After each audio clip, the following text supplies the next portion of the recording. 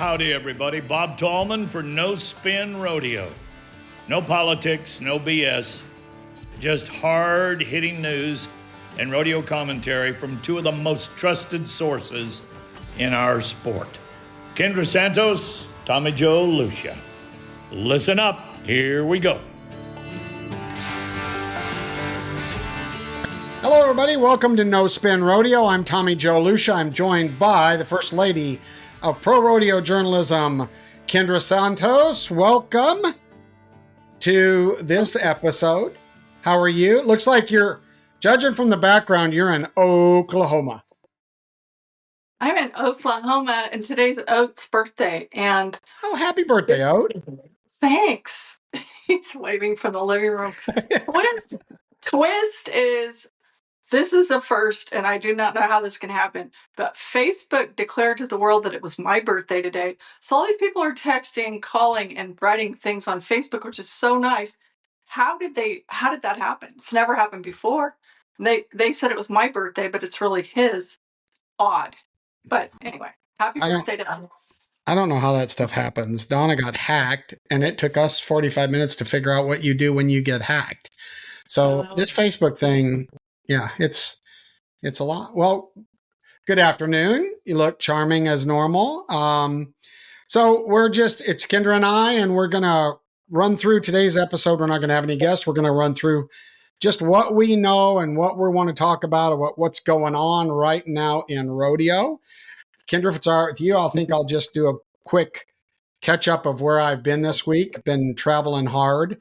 Did go to the Governor's Cup, went to Sioux Falls for a set of meetings and the first performance.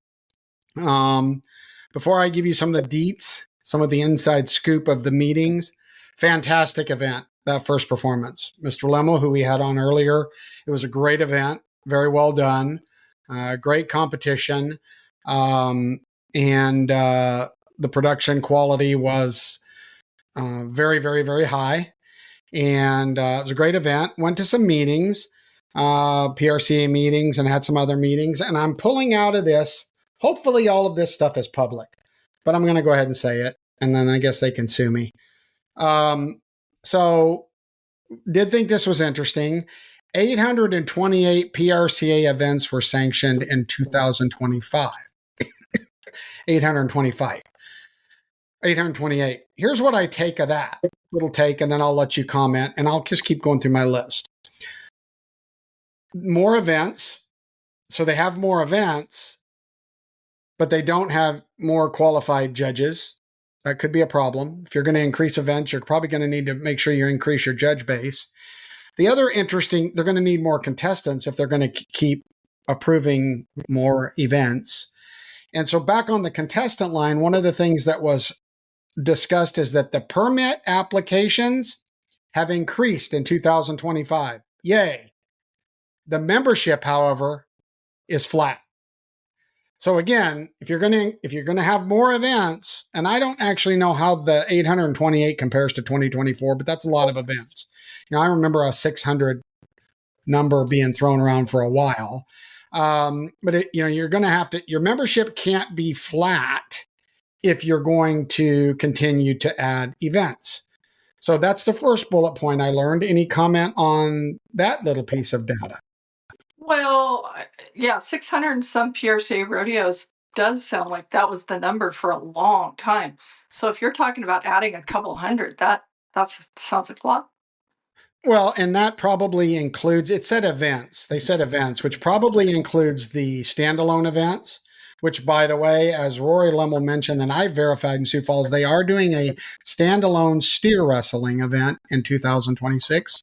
You're probably aware of that, or the big guy in the room trying to figure out the remote on the TV probably is. And so then another impressive number, $80 million in prize money in 2025, total prize money. That's a $4.2 million increase from 24. Now, if I remember right, at the NFR in 24, they were talking about a $3 million plus increase. And I know that those guys were, these type of increases in overall payout year after year, it'll be incredible if this continues. But to add $4.2 million to the payout in 25 is great for the athletes, and hats off to the PRCA, but 80 million in prize money. What say you, Kendra, on that? Okay, well, so just Lady Stickler, I'm just curious, is that actual paid to contestants, or does that include money paid to stock contractors and all that, like they do at the NFR? Like the NFR, they're saying 14 million, but it's not 14 million going to the contestants. So I always ask just the breakdown on that, and I don't know what it is on this. Well, even if it's just to the contestants, it's less 6%. A lot of the contestants. I hope it's just to the contestants, but I just don't know. I can't clarify that. All I was told is $80 million. Whatever number they've used every year to reach their benchmark, but we probably should clarify what's included in that. Yeah. So the next thing that I thought was interesting, which you may know, and again, I don't know if this is released yet, but I'm going to say it. The winners from the Texas Permit Circuit Finals are seeded into Rodeo Houston. Texas Permit Circuit Finals winners. They're not circuit finals. They're, the Texas Permit Finals. I don't know the exact name, but the permit finals that they have in Texas at Waco, it's the Permit Challenge, or I don't know the exact name. The winners of that are seeded into Houston. Okay. Wow. Yeah. Well, it's really interesting for me because I have mixed feelings about the whole, I'm part of me really applauds. Like, for example, unless something has changed or I missed something, like the Texas Circuit Finals, I'm like, more power to you. Like, do they not have more, maybe even more rounds than everybody else? They have more money that you can win. Well, and I don't think it's the circuit finals. It's the permit. I got to get the right name. But I'm talking about something different because we're talking about Texas. Part of me is like, more power to you. If you guys raise more money, good for you. And then there's my other hand is going, well, here's this circuit over here that is lucky to get enough to win it, to have maybe 2 rounds, and you win a tiny fraction of the money. And when it all counts toward the world standings, it gets interesting for me. Yeah, but these guys can compete. If you do so many events in a circuit, you can go to that circuit finals, and But how do you can't make it a communistic payout across the board. The bigger circuits pay more money. I think you've tried to call me that before, and I'm certainly not a communist. I didn't say that. I said a communistic payout. Okay. I'm just saying I can kind of see both, because I'll tell you this. I've listened to cowboys make this argument and this argument. And I think they have some valid points on each side. I think it's worth discussing. And hey, okay, Texas, you said permit circuit finals winners go to Houston. That is no. I did not say that. It's the permit, not the circuit finals. The permit, Holly, I should Google the name. They have a permit finals that's just permit holders in Waco. But only in Texas. It's just in Texas, I think, and it's only permit holders. And the essence of this is a permit holder. This year's permit holder is going to be seeded into Houston next year that wins that event. Well, that is like, the people who get it are going to be thrilled, but everybody has to understand, on the flip side, that kid is leapfrogging everybody else, having to spend a whole year to be in the top place, right? Yes. There's just 2 sides to every story. So, at least let's put them on the table. Okay. Yeah, that's true. Yeah. And remember, folks, the other day at Mandan, huge rodeo right at the end of the season. And there were 4 rodeos, including, I remember Dickinson specifically, but the winners of those 4 rodeos got automatically seeded into Mandan. It's not the same as Houston, but I just think that you've got to try to give opportunities.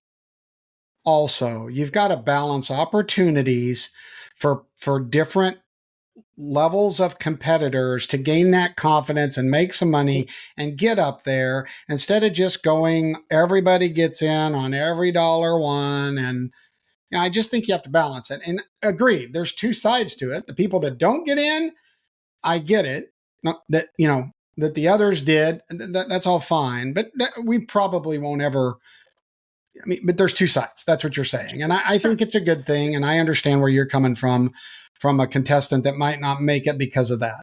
And that's worked all year. The one guy who went all year and gets bumped out by some kid who went to one event is not going to think it's very, very cool. But anyway, go ahead. I think it's cool. This one's cool. And I did double check this to make sure, and I didn't find an error in it. Everyone who qualified the top 15, the 15th person in every discipline has won over $100,000 going into the NFR. Now, the standings are not, I don't think, well, that's a problem. I have no idea if the current, what I see when I look up the standings are currently updated with Sioux Falls or not. I just really don't know. I think the Cowboys know better than those of us that are just fans and trying to figure it out. But the number 15th hole, it looked like most everybody had won at least six figures going into the NFR. That's cool. That's a first.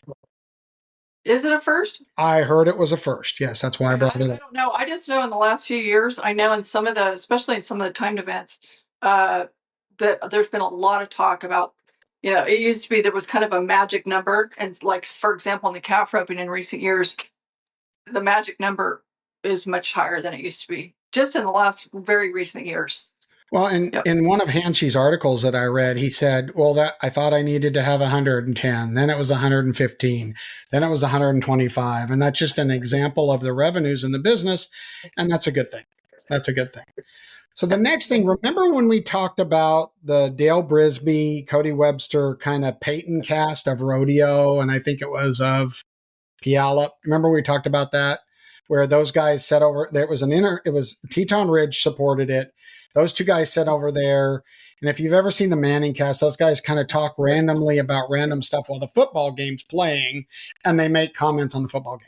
I don't remember this because I didn't see it. But anyway, go ahead. Yeah. And so they did it. And I thought it was just with Dale Brisby, but it's interesting that Teton Ridge actually did that. They took influencers, non-rodeo influencers. And I haven't found any of those streams yet. I haven't looked. But non-rodeo, so just random influencers that have a lot of following, and let them commentate or comment on the rodeo.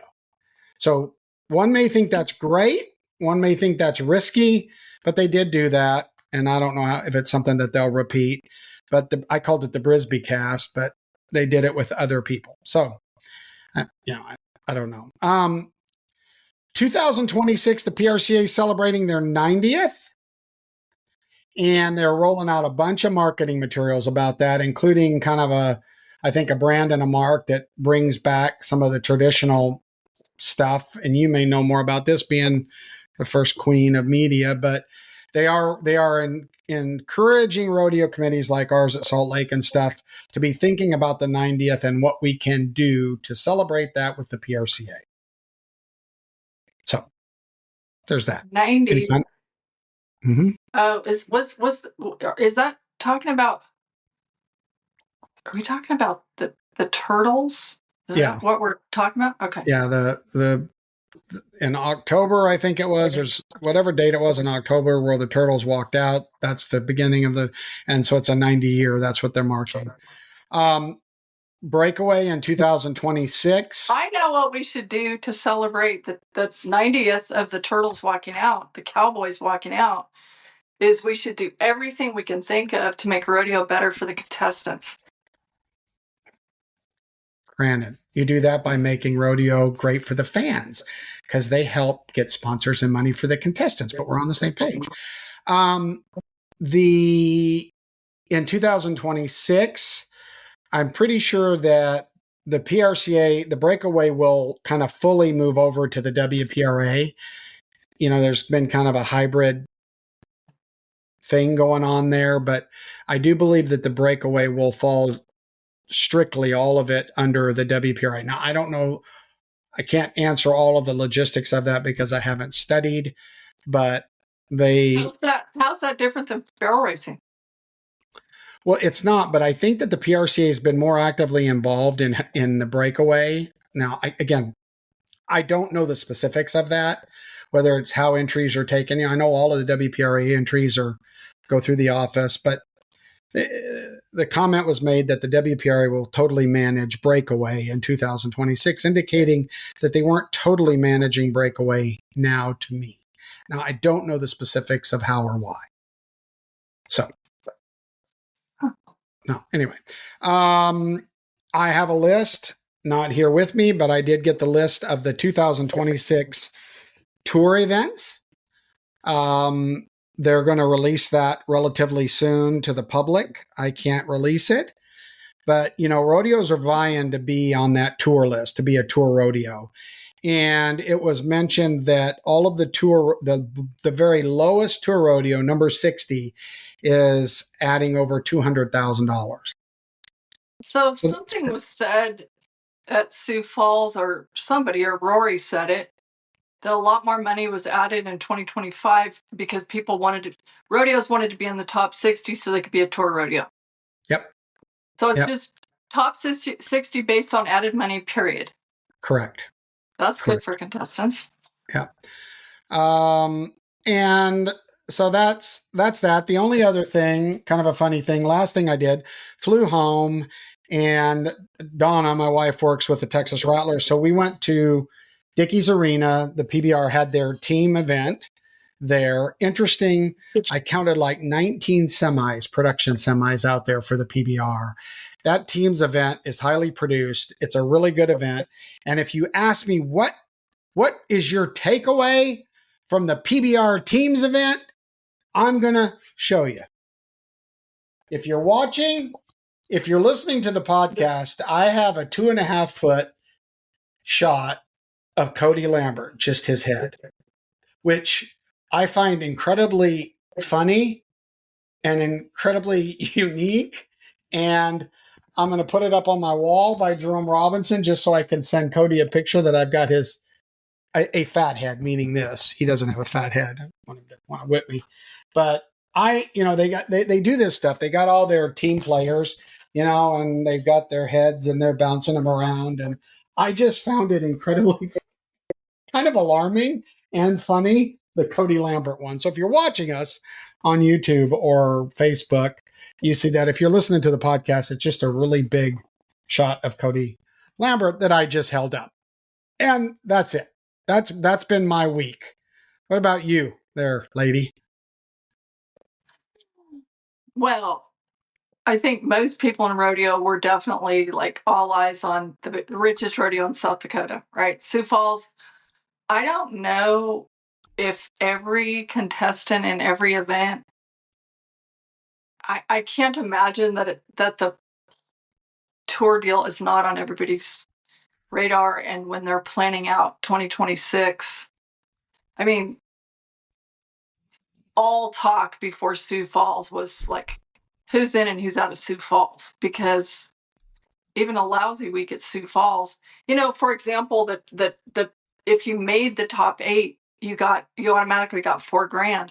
Well, $4,000 is a ton of money for the people who did not have Sioux Falls and are trying to go to Poway and San Bernardino and Mona, Utah, and all these things, So holy moly. Anyway, I have a few things that. So do you think that that's a bad idea? No, I'm saying I think it's a very good idea that everyone take note of this situation. You better play. That the top 60 rodeos aren't going to have a boon out of this situation. But anyway, I have a few notes that I put together based on things that people called or texted me and asked me about.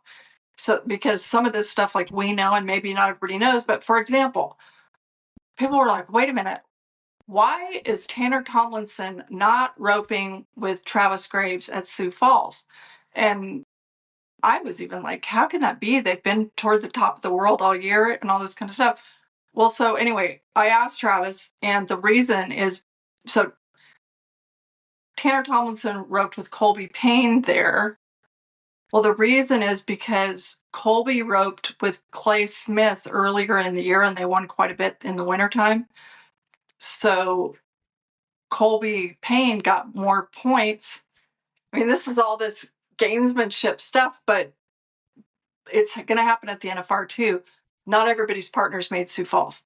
So there was a little bit of shifting around on that. And okay, so then yeah, there's so many things to this. Like, okay, and I mentioned Clay Smith, so I'll just say, okay, then he shifted gears this year to rope with Nikki Northcott, who's 18 years old, and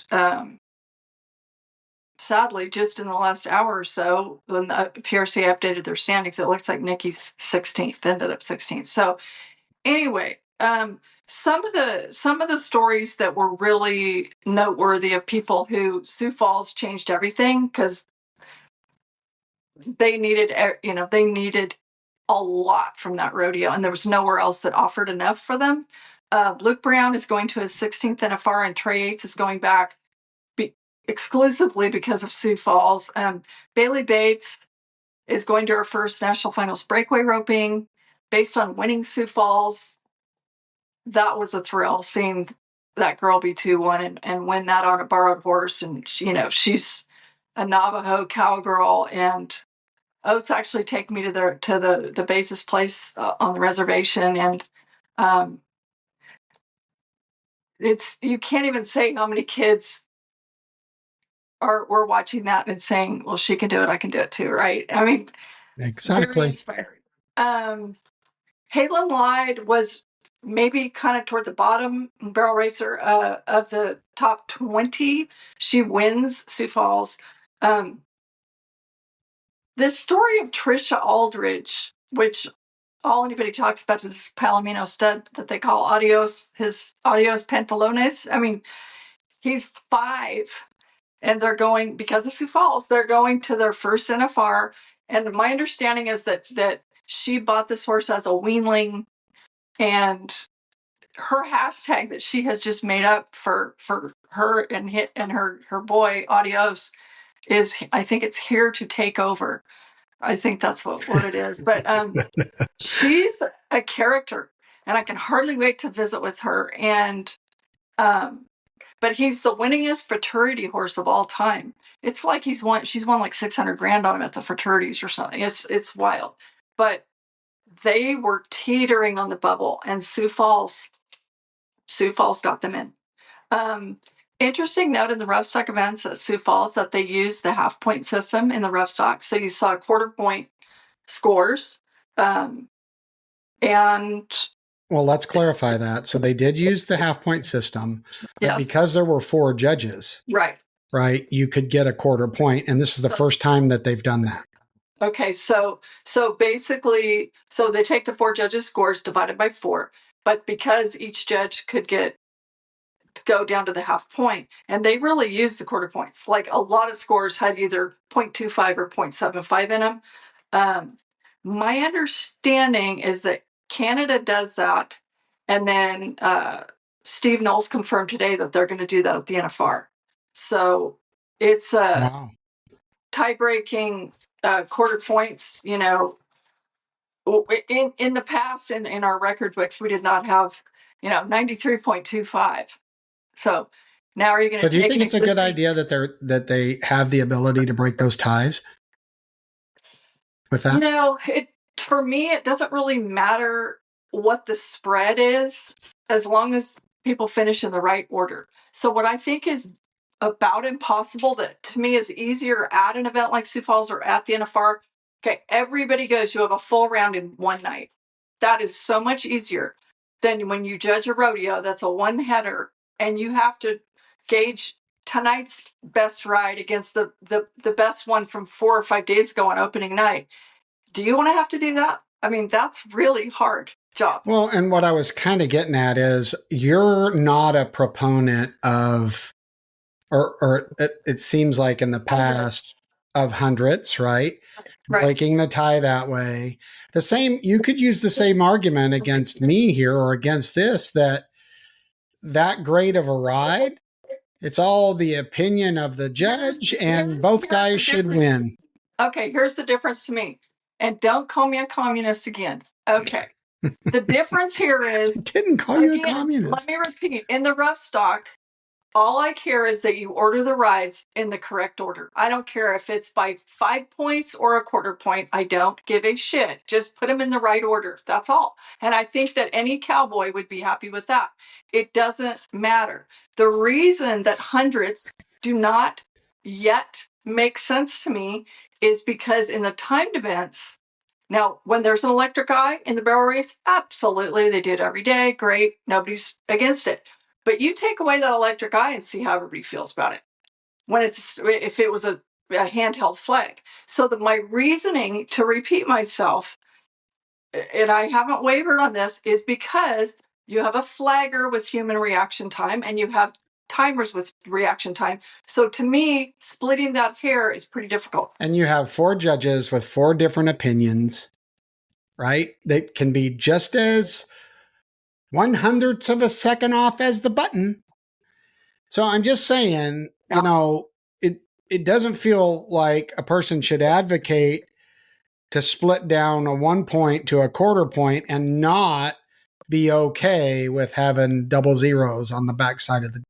But let's just leave it at that. I'm not advocating for whatever the quarter point, because I would have to ask a lot more rough stock guys before I would say what I think, because I'm for what the Cowboys think. I think the biggest thing that I do think is important, and I had some discussions with the judges at Sioux Falls, I like the 4 judges in the field because they have different angles on the same side. Now, there was some conversations.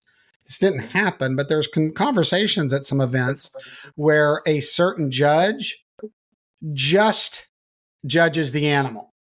Now, let me, so you got 4 judges or 3 judges. Let's say there's 3, and this didn't happen in Sioux Falls, 3. 1 is in the field. He's just judging the animal. 2 are judging the spur ride.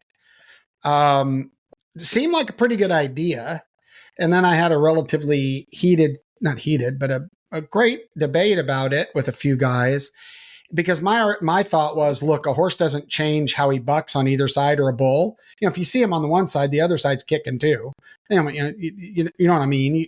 You can watch an animal on one side and judge him, where if you're judging a spur ride on each side, it's different. So that kind of made sense. Made sense to me. But anyway, I do like the 4 judges. My point was that some of that's being discussed, but I do like the 4 judges because of different angles and different viewpoints on the same side. Aggregating that together is probably going to give you the very best analysis from a human's perspective of that ride. Well, just mention, because I don't know, because I don't think there was a definitive camera angle on television, but Jess Pope, when it got right down to it at the very end, their expert commentator for that event at Sioux Falls was Tim O'Connell, and he was absolutely dumbfounded that they said he missed him out. And that was a very high stakes situation. So I don't know what happened. I don't know if one judge just saw something nobody else saw, but Tim O'Connell, that's an expert opinion. And he's like, you do not see Just Pup miss horses out. And I'm telling you, like, he watched it and watched it and watched it. And he goes, I don't know. I'm looking at his feet. Interesting. Yep. Anyway. Okay. Also, sorry, that's his phone I'm using as a hotspot. Raw and real. That's what No Spin is. Yeah. Birthday callers. Interesting that in a format like Sioux Falls, where it's like clean slate, sudden death, you can draw the same calf or steer twice in the same rodeo. I think that's kind of interesting. No problem if you get the good one. If you get a tough one, it's tricky. Yeah. So they had half enough cattle there? Do you not? Well, I think everybody, we lost Kendra. So I'm going to solo this a little bit until we get her back. We'll wait just a couple minutes for her to jump back on. Don't know what happened. That's what happens in Oklahoma, where most of the cell towers are on the back of buzzards. And they're flying around. The buzzards are trying to get the cell service to come back on. And I think Kendra's coming back. We will see. Right now, I just see a K.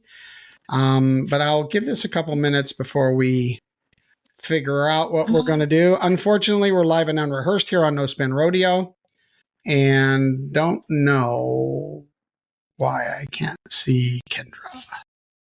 Hello? But I'm not seeing her. I expected I'll get some text real quick. I will do an update. Hey, if you're listening to this tomorrow on the podcast, then it probably doesn't do you any good. If you're watching this live, Fox Sports 1 tonight is when they air the short go, an edited version of the short go on Fox Sports 1. And that's going to be at 8 to 10 p.m. on Fox Sports 1. And that is Central Standard Time, 8 to 10 Central Standard Time. 80 million people have access to Fox Sports 1. So that's a handoff. That's a great deal that's happening on Fox Sports 1. And for the Governor's Cup, let me look and see if I have anything else while we get back. Kendra, I was going to bring this up when Kendra was on. 2 horses in the top 4. Now, remember at Sioux Falls, they went 8s on the last day. The top 4 advance in that performance for the last hurrah. And 2 steer wrestling horses, Crush and Banker. 2 guys rode each of those. Pretty.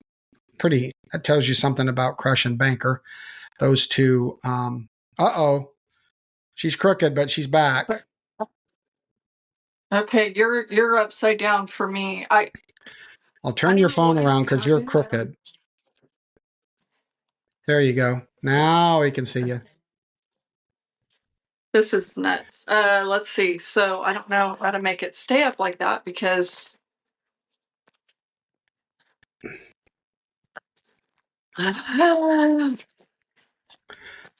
So while you're messing with your phone, I did say that I thought it was cool that Crush and Banker, because you're a horse person, those 2 horses jockeyed the top 4 in the steer wrestling short go at the Governor's Cup, from what I read.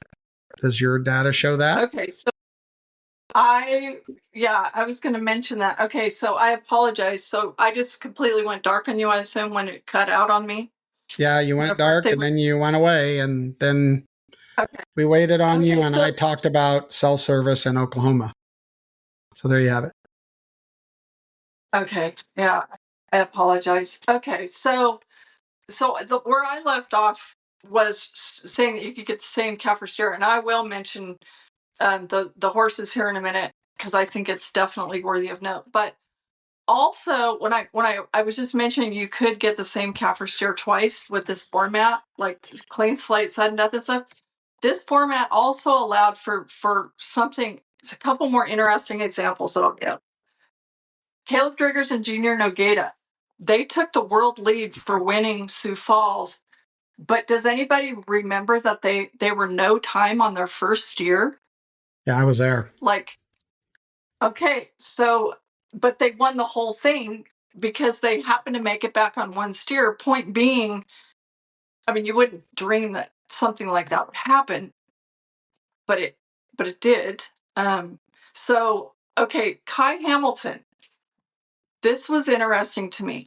Kai Hamilton's the only guy to ride in the final 4. Well, okay, first paid $32,000, but get this.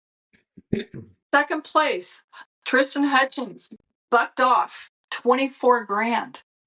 Third place, Bryce Jensen bucked off $16,000.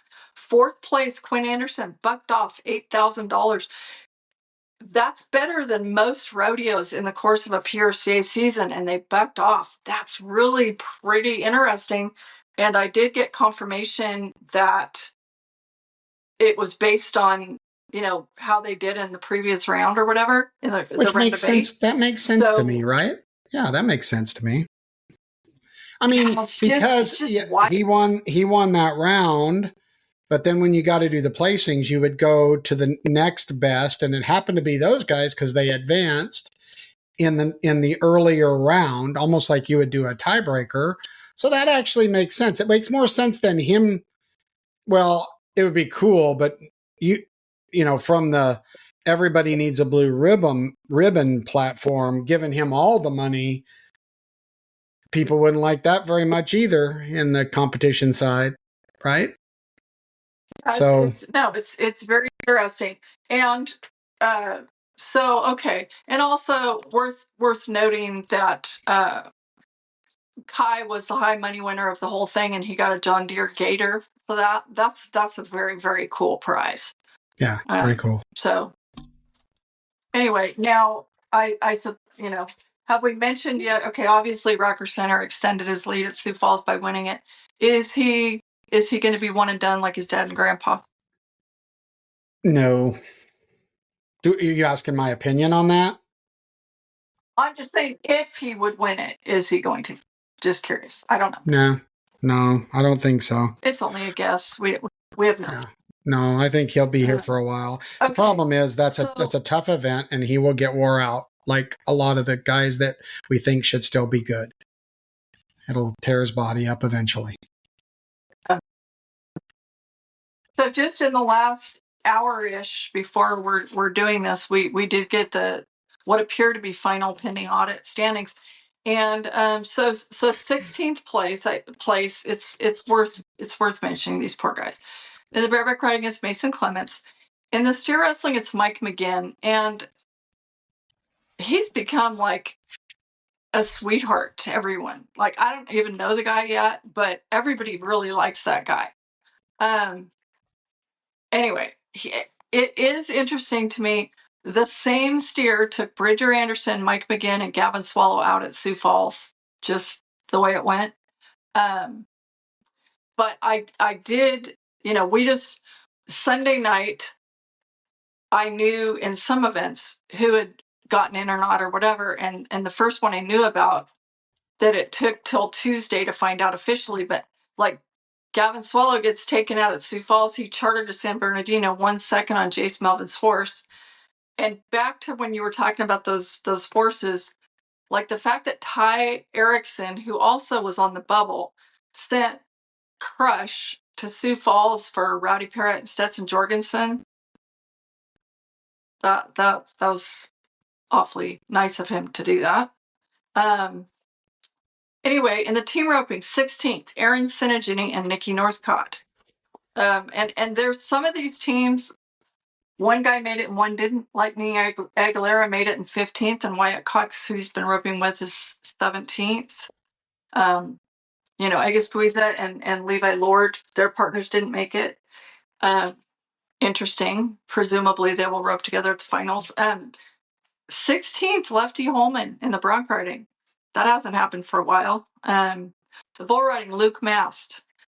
Okay, so steer roping had a standalone event today, and I hadn't heard how that went, so I don't know who's 16th yet.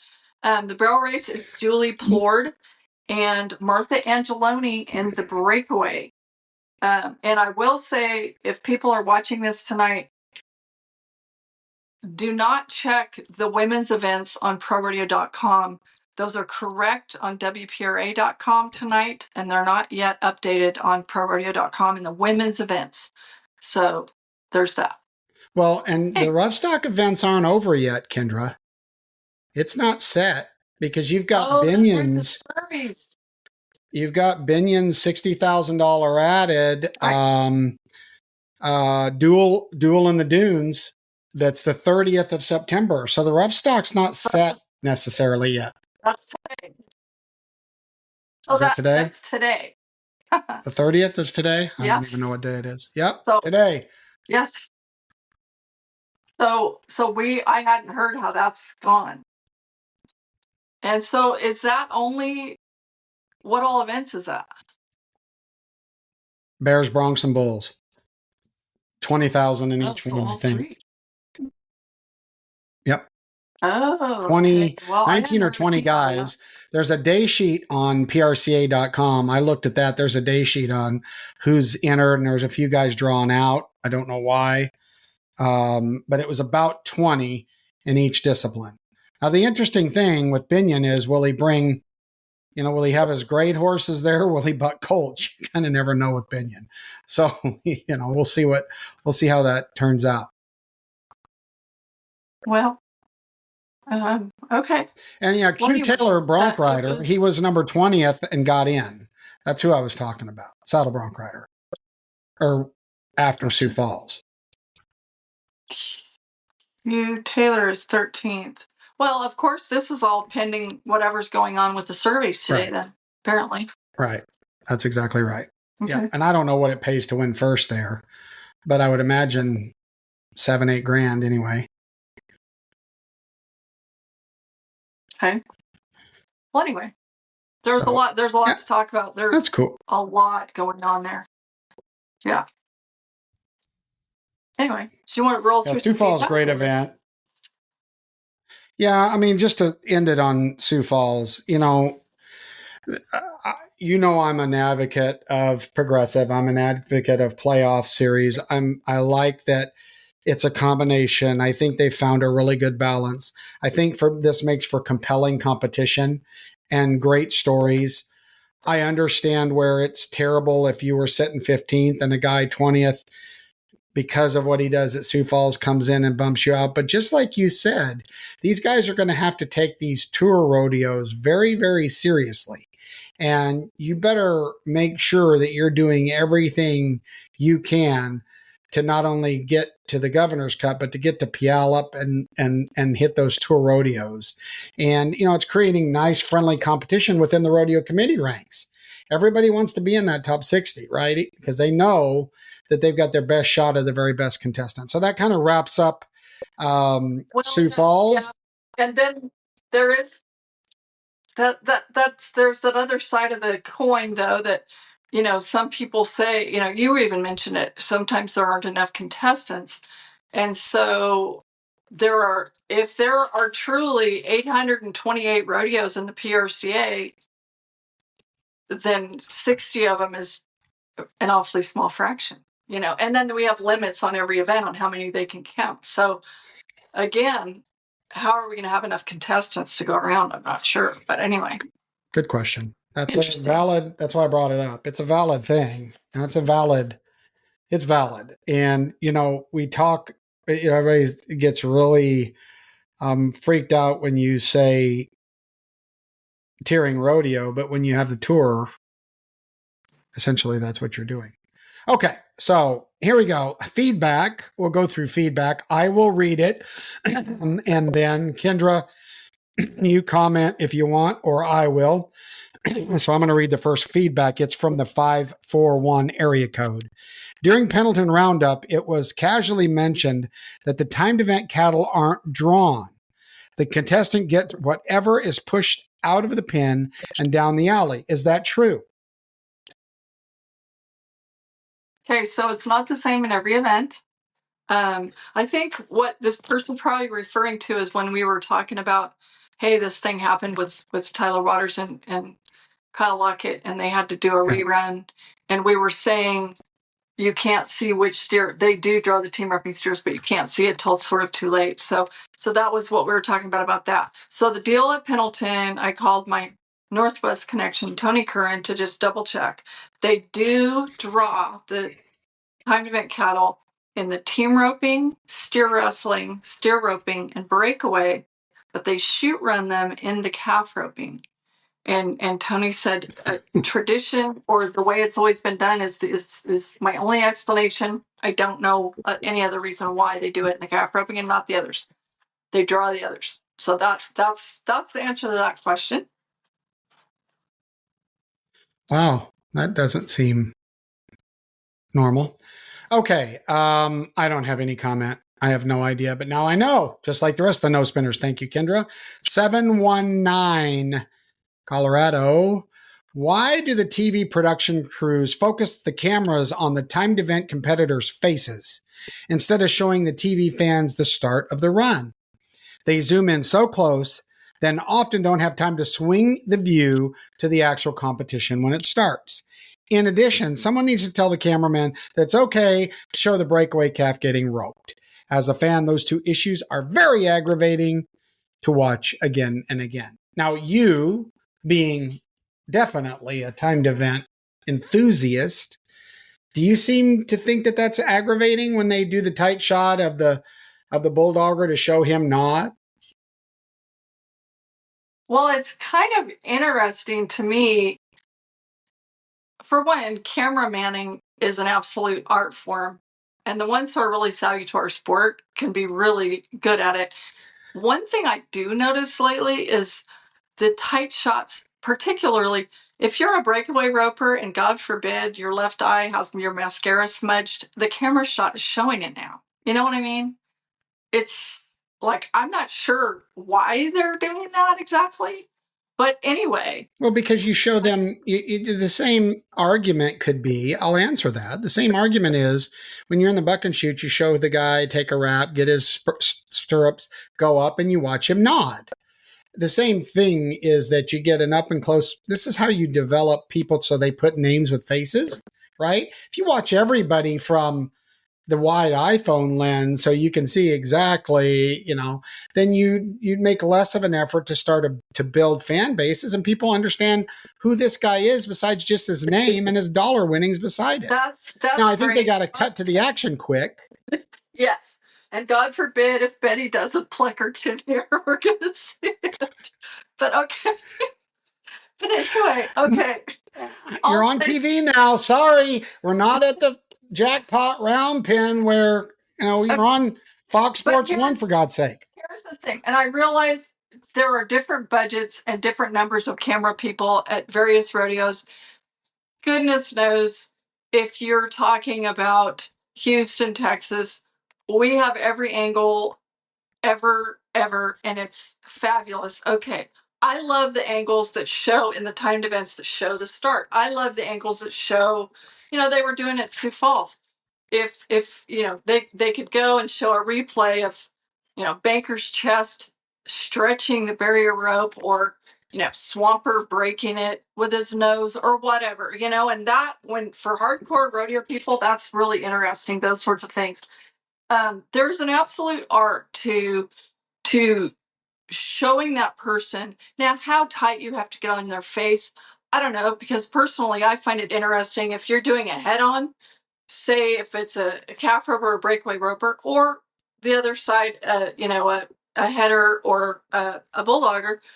Well, I'm interested because I'm interested. I want to see what that horse is doing. Now, if you're zoomed in on the bulldogger's face and all of a sudden the face is flopping around, well, I'm interested. Is what's going on. I mean, maybe the hazing horse is having trouble. Maybe the calf horse is squatting or whatever. Like, that's interesting to me. And it's also interesting to me when people are like, well, not already. Well, the shot that shows that the steer or the calf's head is turned, that's interesting to me. It's like, well, that's why they're waiting.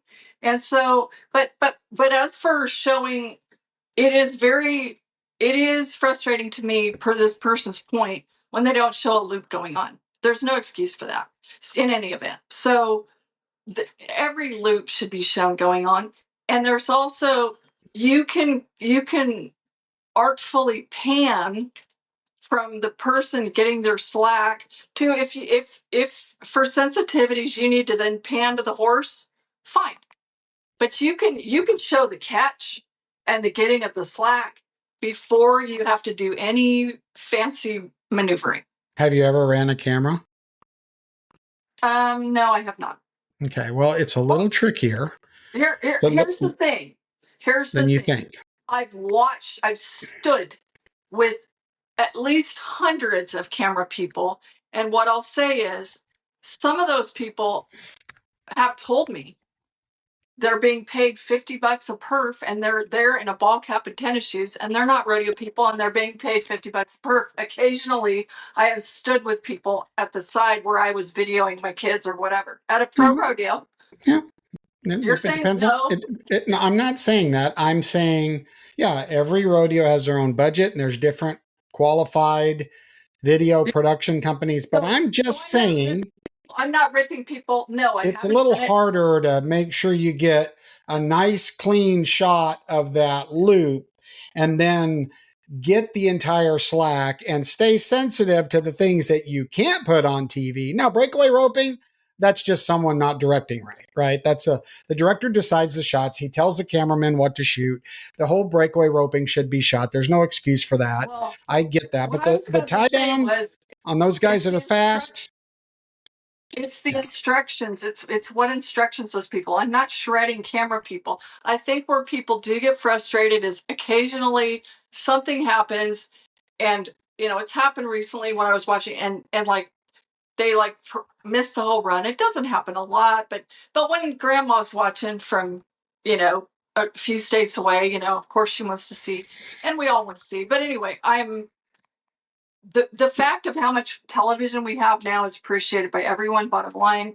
And I'm just saying, just as there are people in both of our lines of work, and there are people in every part of rodeo that have done it forever, or maybe they're new, or maybe this or that or whatever. There's a wide range in people and their level of experience and different things like that. So I appreciate there's good and there's bad in all of it. And then there's medium, right? And when you go through on everything on TV, regardless of the budget, that's what you get.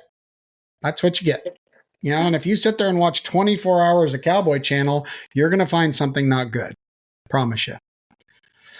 All right, 417 area code. Don't know where that's at. 417. In regards to only a percentage of Calgary counting towards the world standings, is that for only Calgary or all Canadian PRCA sanctioned rodeos? That's part one. Do you have an answer for that, Kendra? I do. So the 80% at Calgary counts toward the world standings. 100% of all other Canadian rodeos counts. That was confirmed by the PRCA today. So everywhere but Calgary is 100%. Now, I thought this was interesting. The second half is, if it's for all, it would probably be the exchange rate for Canadian money to U.S. money, since it's the standings, I presume. All of it is converted into U.S. dollars. Love the show. Thank you. Do you know if they convert it? So if you win $5,000 in Canada, right, it's worth, I'm making it up, 4,500 of U.S. dollars. Do they get the 5,000 on U.S. earnings, or do they get the exchange rate? Can I call in a lifeline from the next phone a friend? Hey, do you know the answer? Can you hear Tommy Joe from where you are? Yeah. Okay, if you win 50,000 at Calgary, then 50,000 counts in the U.S. World Standings, in the PRCA World Standings, right? Correct. Yep. So to answer your question, 417, they get the full exchange rate added in.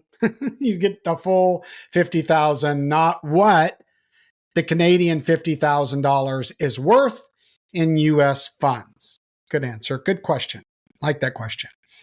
Next one. This is from JD. I don't have a area code. Love the show.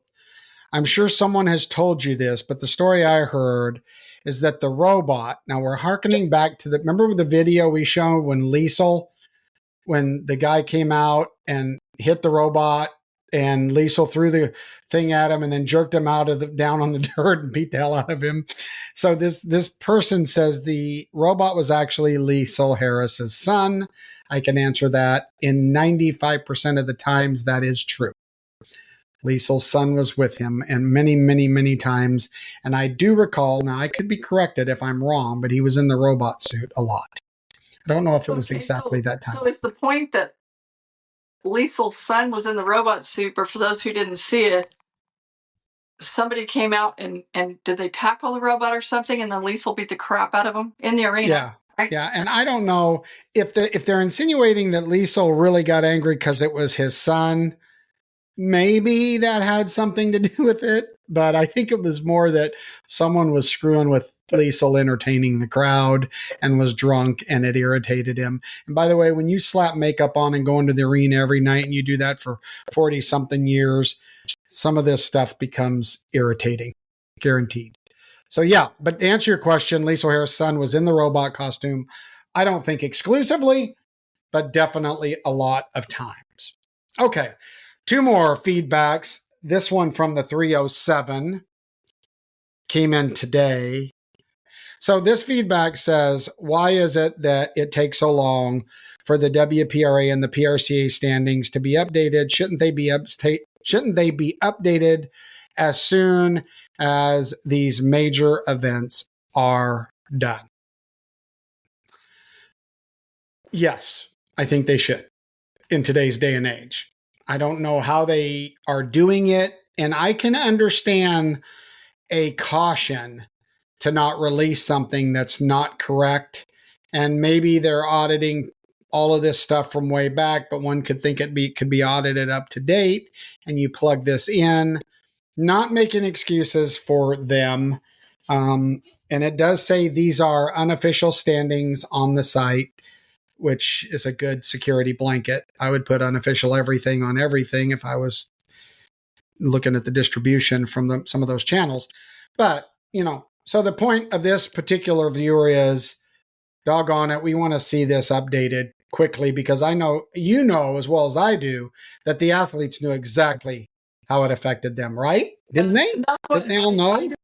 I went with Cowboy Math on Sunday night, but also I think a little bit probably why the PRC's taken a little bit of a hard time over this is because the people on the ground at Sioux Falls, they were doing it like, I started for the PRC in 1987. Back then, we were doing this all on notepads. Okay, we were doing it on notepads with phone calls, and the PRCA media department had to, we called them bootleg standings. We did all this by hand. Then Sherry Compton input the bootleg standings. We ran the standings so that we could report on it on Monday morning. The people in Sioux Falls, they were in real time. They were updating stats. Like they were like, hey, so-and-so just won this. That will put him from 17th to 14th right as of this minute, as of, it. I mean, they had it dialed in, and I think unofficially. It's all unofficial, but it's always been that, the standings today that the PRCA has, it's always been that for a week or so, it's all under audit. After okay, today's the last day of the regular season, and then pencils down, nothing else can be added in, but it all gets audited for a week or so, and that's where every once in a blue moon it's come up where, oh, they can only count 80 rodeos, and this guy had 81. We have to back his 81st rodeo out, and we have a big, every once in a while that happens, not very often, but the cowboys and cowgirls, they know it to the penny as it's happening. But the PRCA, they're trying to do it with a system that maybe has a few glitches. I'm not exactly sure, but well, I did hear that they're revamping the system. I know they've got a new secretary system. I don't know how that works, but I know that we are significantly behind the times in the IT game. There's just no doubt about it. I mean, the truth is that with AI technology and pinpointing and cameras, they can put a point on the spurs of the bareback riders and a mark on the animals and tell with AI if a guy missed a horse out on either side 100% accurately. Period. That can be done today. Now, we don't do it. A lot of money, a lot of stuff. But like we've talked about, there's a lot of stuff out there that they're using in other sports that is real and works. But it's neither here nor there. I'm not dogging the current situation. The reality is we could probably get a few gears on that, and probably are working towards that, in fairness to everybody. I'm sure that that's an effort in process, right, and frustrating for those of us that are waiting on that. It's painful. I'm sure.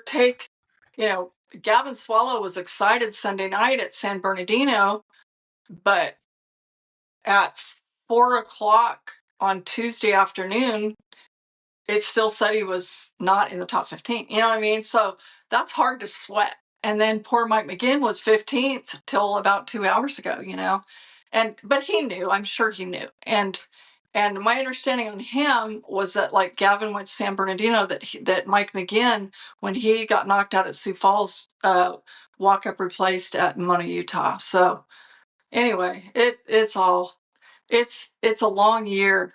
And when it Gamesmanship. Yeah, it's gamesmanship. oh, Yeah. Anyway, So this is the last one, and it comes from Colorado 719. And I think this one's kind of funny, so I'm going to go ahead and read it. It says, have you guys noticed that Rocker's dad is in every camera shot?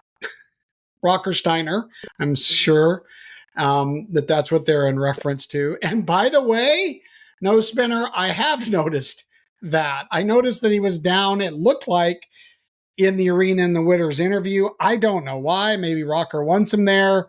Maybe they want a two-shot of those two. Maybe they want to show family. But he does make a lot of cameo appearances in with Rocker. That's what I've noticed. It does seem like that anyway. So I think that's interesting that we would get a No Spinner that just said, hey, have you noticed? So that's kind of, it is interesting if you think back. He's in a lot of shots. In a lot of shots. So thank you, No Spinners, for sending us that information. Continue to reach out to us with questions. We do appreciate them. As you can tell, we had a little bit of technical problems on the sell side today, but we hope that you've enjoyed this episode. Final thoughts, Kendra? I would love to say one, and I apologize because the technical difficulty is in Shakota. It's my fault. So, but on a happy note, to end it on a happy note, the quote absolute dispersal sale of Teton Ridge performance horses. I know that a horse sold for $5.6 million. That mare Allspice sold for $5 million. A happy, very directly related to rodeo note is that Brittany Posey Tanazi and a partner were able to buy her great mare Birdie back. And it's very public, $500,000. But there was a picture I saw of, there's Brittany and Garrett, her husband, and her little girl Tinley, and they've just obviously gotten the winning bid, and she just breaks into tears. And then she posted a deal where she's petting Birdie, and she said, "Welcome home, Birdie." And it's like, oh, that was pretty sweet. Well, it's funny that you brought that up. I heard this in Sioux Falls, and don't hold me to it, but I think it's an interesting take. When a lot of us heard that Teton Ridge was doing a dispersal sale, you immediately start to say, what's up? You guys bought the Cowboy Channel, you're doing all of this stuff, and you're selling a major part of your Western lifestyle business. Does that indicate that you guys are hurting, getting out, whatever? An interesting take on this that I heard in Sioux Falls was that I think that their event, the American Performance Horseman, I think is what it's called, but their event that they put on during the American that has the 3 disciplines of horsemen and that they produce and that they televise and that they sell, that it could be that, they had their own endorsees and trainers on their ranch and bought pretty much the gold fleece of all of the horses. And those people competed in the event.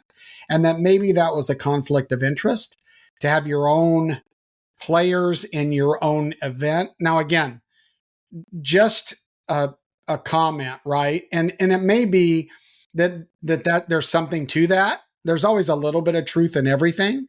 There may be something to that they just thought it was in their best interest to liquidate that part of the business and focus on the events and the performance horsemen and the American and those type of things. It doesn't look like Teton Ridge is slowing down in the broadcast area, i.e. Fox tonight. Again, like I said, when Kendra was off, it's on tonight. Watch it. Put the viewership on there. Turn it on TV. Rodeo needs it. It's going to be a good product. It'll be well produced. So I love that. Though that's a charming story. Rory Lemmel said that it has the ability to reach 80 million homes, rodeo.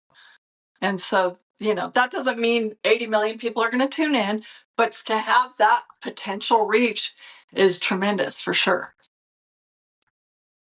It is. Well, everybody, thank you. Thanks to my friend in the Oklahoma hills out there for joining us, Kendra Santos. Thank you guys very much for listening to No Spin Rodeo. Thanks for those of you that tuned in live, and we'll see you next week. Who knows? Never know what we're going to do, if we'll be on, if we won't, but we'll be here. We'll be here next Tuesday. Join us for No Spin Rodeo. Thanks a lot. God bless you all, and be safe out there.